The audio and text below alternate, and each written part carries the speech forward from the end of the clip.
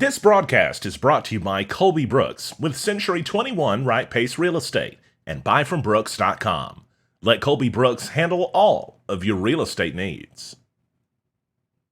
On NEA Report today, the latest COVID-19 numbers for Arkansas, including a warning about Jonesboro today during the news conference with the governor, and the Jonesboro mayor issuing a statement not to let your guard down. Plus, this afternoon, 2 people were killed in Jonesboro in a horrible wreck. We'll tell you everything we know about that. And mayoral candidate Andy Shadley sitting down with NEA Report after announcing earlier this week that he intends to run for mayor of Jonesboro. We'll ask him what inspired his decision, coming up on NEA Report.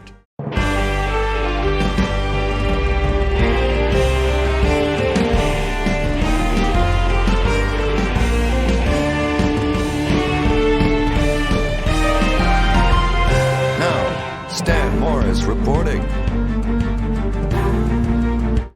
Don't let your guard down. That's the message from the Jonesboro mayor tonight, as Arkansas is at 1,401 active COVID-19 cases and 3,611 to date. Stan Morris with you tonight in Jonesboro. We're glad you're with us. A little bit of a later broadcast we're doing this evening. Give you the latest COVID-19 numbers right now. The cumulative, as we've already mentioned, 3,611. The total active cases, 1,401. 2,109 have recovered, and there are 87 deaths in the state of Arkansas from this. Just under 60,000 have been tested. The numbers across northeast Arkansas: 21 positive in Randolph County, Clay County with 3 positive, Cleburne 72, Craighead is up to 88 with 57 recoveries and almost 1,300 negative tests. Still no deaths listed, at least as of the latest check. Crittenden County, 202 positive, but about 152 have recovered. Greene County at 21 positive. Lawrence County, 69 with 29 recoveries. Mississippi County, 42. Poinsett County, 25. Sharp County, 7. And a lot of other counties that I didn't mention there. You can find them all, neareport.com. If you haven't already done it, you can go to the coronavirus tab, finding your specific county, and all sorts of details there. The United States at 1.2 million. Globally, we're at 3.7 million positive. In the U.S., 71,000 have died. Globally, over 250,000. Tracking the growth as we go below this ad from our friend Mark Reese, we can see that, of course, the active cases has gone down from where it was at its peak back on, I think that was April 26th. April 24th to 26th is when you can see it hit the peak, and it appears that we've gone down since then. But more testing has been done at the Forest City Prison, which could end up yielding more results in the next several days. They mentioned that those weren't added during the afternoon press conference. Some of those may have since been added. So these are the new COVID-19 cases by date, giving us an idea of how many people each day are we seeing with more positive cases. That peaked back on April 21st. You could see around April 26th it was pretty high as well. That was the single biggest day that we had, almost 300 cases back then. We're down to about, I think we had 70 or 80 today as of the last check. So the new Arkansas COVID-19 tests that have been run by date, this graph will give us an idea of if they're testing as much as they have been. So if we see the numbers go up or down dramatically, we may have a better explanation. And the tests that they've been running are almost at an all-time high as far as capacity goes. You could see over 2,500 run during the last 24-hour period, of course, ending today, May 6th.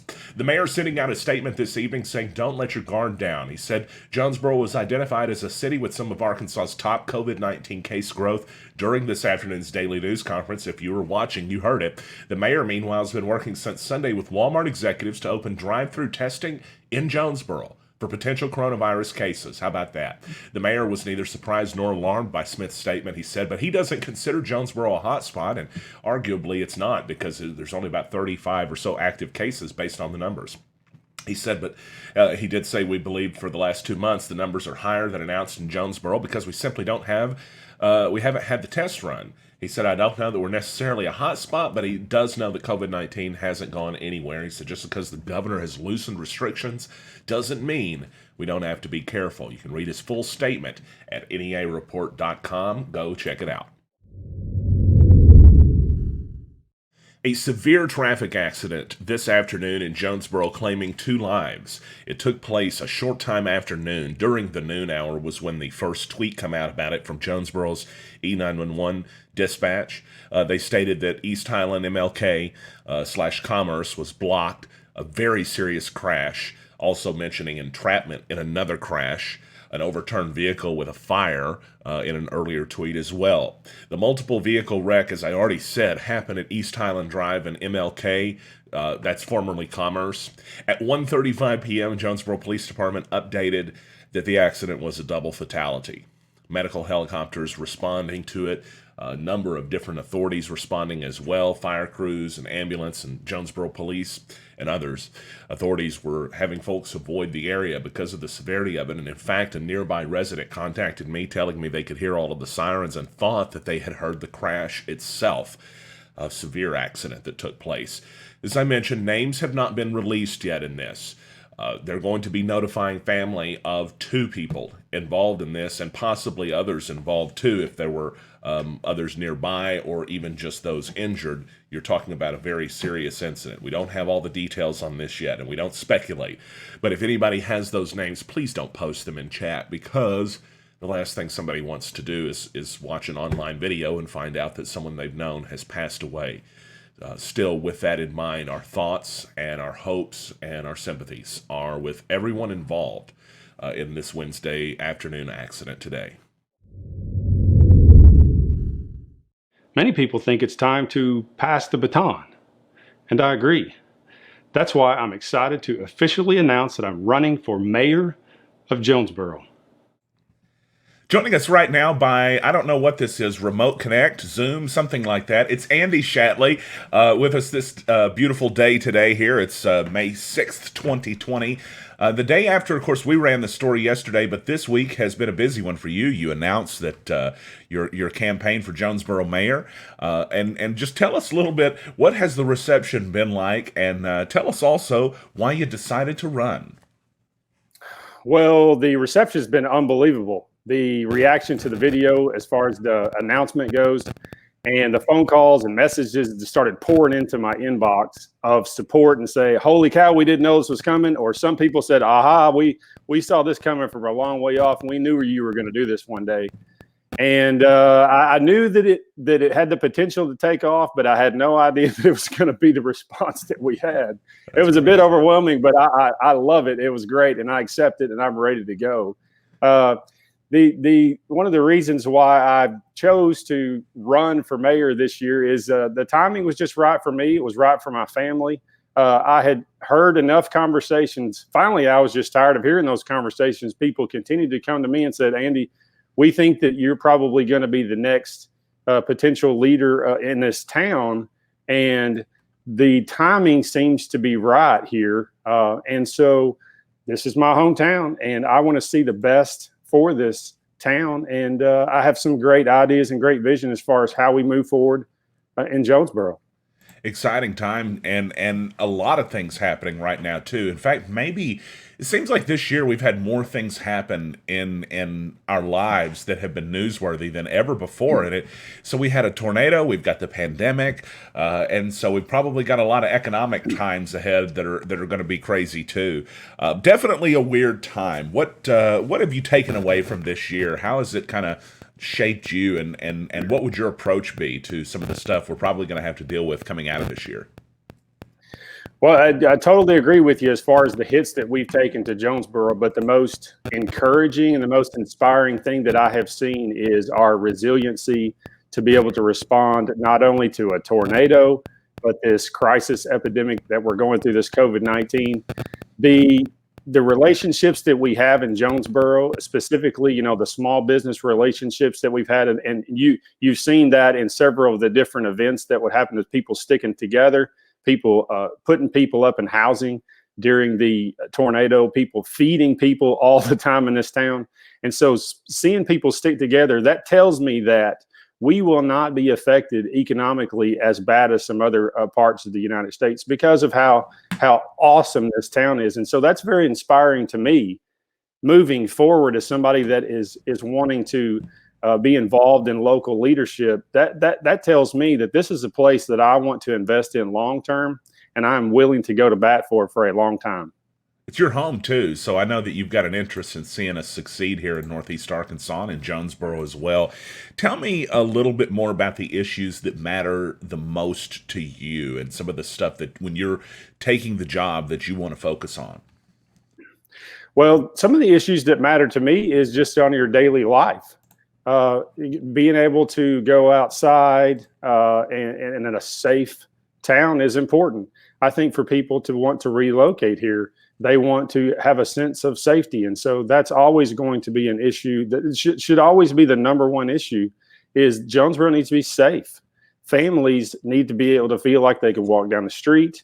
Children need to be able to feel like they can play at the park or walk on the sidewalk. So safety is very important. The other thing that's very important to me is the experience in this town. What things are there to do? Why would somebody come to Jonesboro to relocate or to spend their money on the weekend? So the experience in this town is very important to me, and I want to make sure that Jonesboro is always a place that people want to come to and have a great experience. Tell us a little bit more about your political beliefs. I know that it's I believe, a nonpartisan race, but I know a lot of folks were online asking too. What does he believe? What side? And so, just kind of tell us where you stand in politics. Yeah, absolutely. My public record is out there as far as voting in a primary. My entire life, I've voted in a Republican primary. However, this is a nonpartisan race.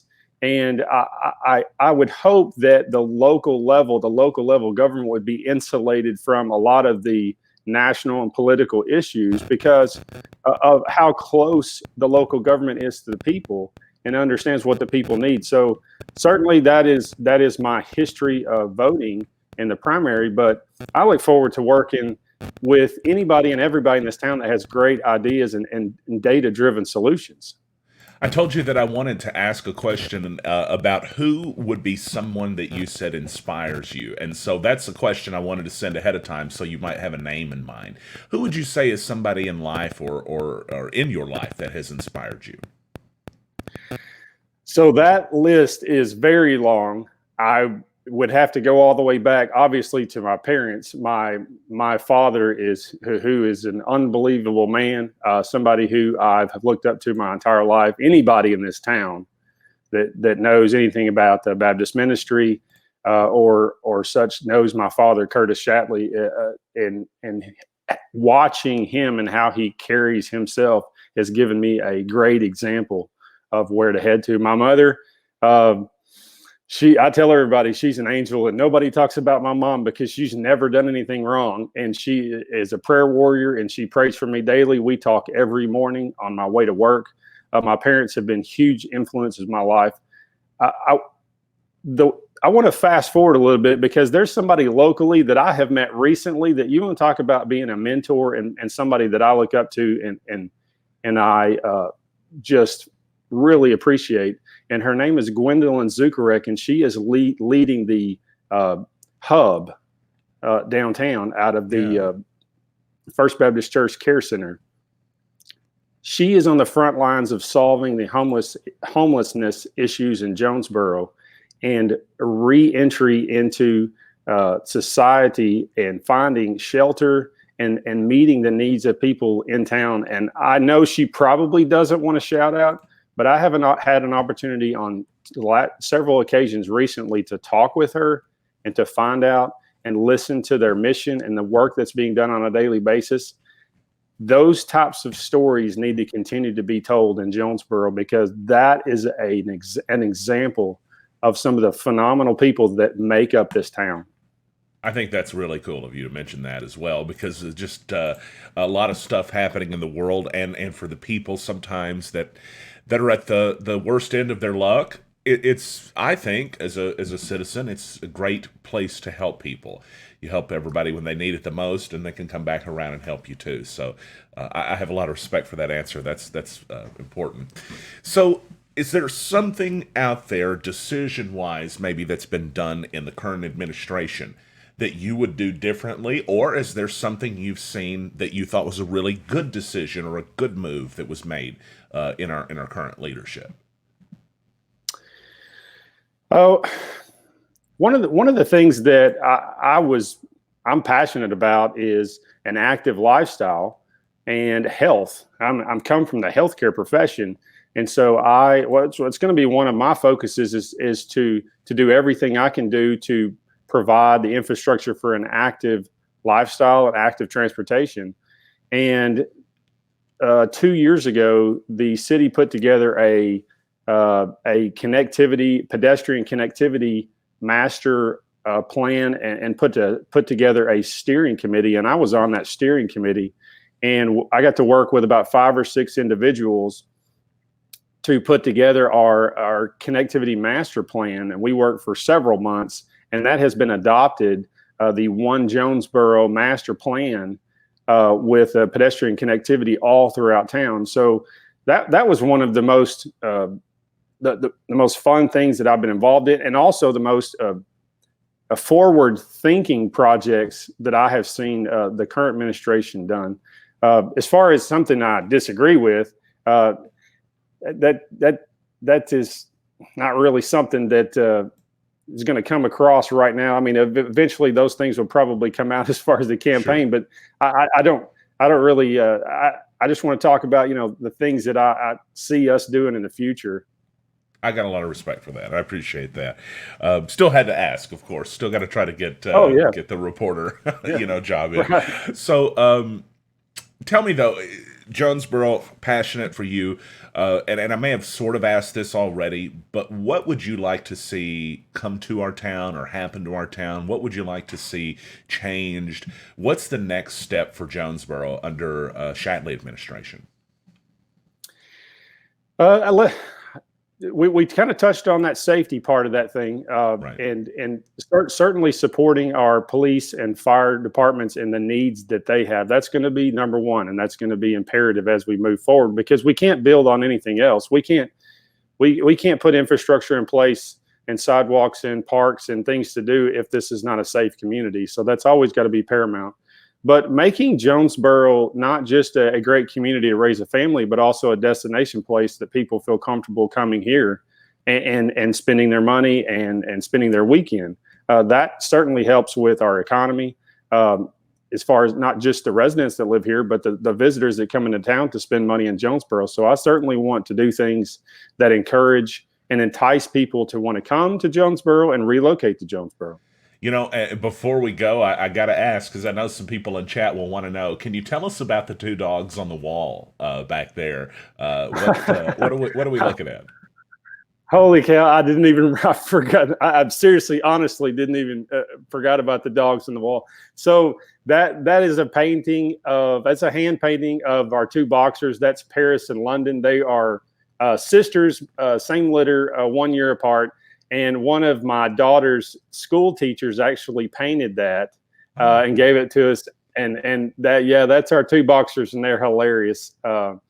So I totally forgot that that's in the background. But we are huge. We actually have 4 dogs here. We are big time dog people. We support the Humane Society, and we've done a lot of different fundraisers for them. And so. Yeah, if we could fit more dogs in this house, my wife and kids, they'd probably have 10 dogs in this house. Oh, well, no complaints, I'm sure, from animal rights people. They always love to see the dogs find nice homes. And I think I can actually see a dog in the background, so that may have been on cue. That's perfect. Andy Shatley joining us today on NEA Report, talking about the exciting bid for mayor of Jonesboro and the announcement that came this week. Is there something else that I maybe didn't ask that you'd like to tell the folks out there? I know the election's coming around the corner. Anything on your mind we didn't touch on? No, one of the things that people continue to ask me is, well, we're concerned about your experience. I mean, what do you do and what is your background? Well, my background is that I graduated Arkansas State University with a biology degree, and then I graduated from physical therapy school with a master's degree in physical therapy. I started working at St. Bernard's in 2005. I've been with them ever since. And I'm the director of sports medicine. My position is the director of sports medicine, and excuse me, and has been since 2008. So leadership wise, people are already starting to ask me, well, so what precludes you, or what qualifies you to be at a leadership role? And I can tell you that since 2008, we've had the most successful sports medicine program in Northeast Arkansas. We went from seeing probably 10 or 15 athletes a day to, we see hundreds and hundreds of athletes throughout the year, and we take care of all the schools in this area. And the leadership position is about identifying talented people, putting them in situations of being successful, and then motivating, inspiring those people. And that, if you'll ask anybody that's worked on my team in our clinic, you'll hear those same stories. I'm always wanting to try to help people improve, because at the end of the day, that helps the team improve. And one of the things you'll see, I didn't even realize I was rolling into my segue, but my slogans for my campaign are trust, transparency, and teamwork. And that I bring that. Those three are based upon my pillars of success in the last 15 years. That if the people that are working beside me don't trust me, then how are we supposed to move forward? And transparency wise, I've put into place some things in our clinic to where everybody sees what everybody's doing. Everybody understands what the numbers are. Everybody sees, we have a joint spreadsheet to where everybody can see what's going on. And when people understand and they are informed with what's going on, the relationship improves. And then that teamwork starts to happen. And when all three of those things come together, then you really take off and the sky's the limit. And so I'm trying to take those three concepts and move them into a local government. Well, we wish you the best of luck, and I'm sure we're going to be talking to you some more between now and this November. The filing period, I think, is in August, so we've got a few months before then. But, of course, it looks like, at the very minimum, the looks appear that it's going to be you and the mayor of Jonesboro currently, Harold Perrin. As we've not heard an official announcement yet, but we have been kind of indicated to that he is believed to have decided he's going to run. So we'll see how that pans out. But until then, we appreciate you for joining us today on the program and for being the first to help me debut the new remote guest system. I'm so excited how it worked, and thank you for being patient with me before we got it to work too. Appreciate you. Have a great day. Let's switch gears and go to something much, obviously, more somber to talk about for a second. I got a message in chat from Tony, one of our supporters, who said that Region 8 News had actually released the names. And so I went back and checked and realized that Arkansas State Police had put them out instead of Jonesboro Police, who did not have them yet when I contacted them. So let me get you updated on that story before we finish our broadcast here. It was a tragic accident that took place today. It was about around 12:30 that this took place, police said. Arkansas State Police completed the fatal crash report, saying a 2018 GMC Sierra was eastbound on Highland Drive. They say that was at the same time as the 2015 Nissan that was westbound. The GMC attempted a left-hand turn into 5940 East Highland Drive. Whenever they did that, the Altima struck the GMC during the turn, I'm told. It was two passengers in the Altima who lost their life in this accident this afternoon. The passengers' names, and I hope that I pronounced them right, are Ricarius Daquan Wilson, 20, and Eklund Ahmed Ramos, 18, both of Osceola. The driver of the GMC, Timothy Maurice Jones, 67, of Black Oak, was injured. The driver of the Altima, Dallas Ali Mitchell, 18, of Jonesboro, was also injured. As I was going through the state police website, I noticed this was not the only fatal accident that took place today. As a matter of fact, I want to get you updated on another one as well, just briefly here, if I may. At 4 a.m. this morning in Lawrence County, an accident claimed the life of 30-year-old Felicia D. Zuber of Jonesboro. She was a passenger in a vehicle. Cache, Arkansas resident Andrea Brown was the driver. According to police, a Ford Fusion was southbound on US 67 when a Trailblazer was northbound. The first vehicle, the Fusion, lost control, began skidding. It skidded across the center line and struck the second vehicle in the northbound lane. So some traffic accident news to bring to you. Obviously, very sad stuff. And I hate ending the broadcast on something like that, but I want to send out our thoughts and our condolences for those who were involved in those, for family. I'm talking about people that are next of kin, for those who are injured, or for those who are responders out there and had to deal with that. You know, our first responders have to see a lot of things that are haunting and nightmarish, and just as a reporter who has arrived on the scene after them and always leaves before them, I can tell you that stuff's affected me too. and they're the ones that are up close to it.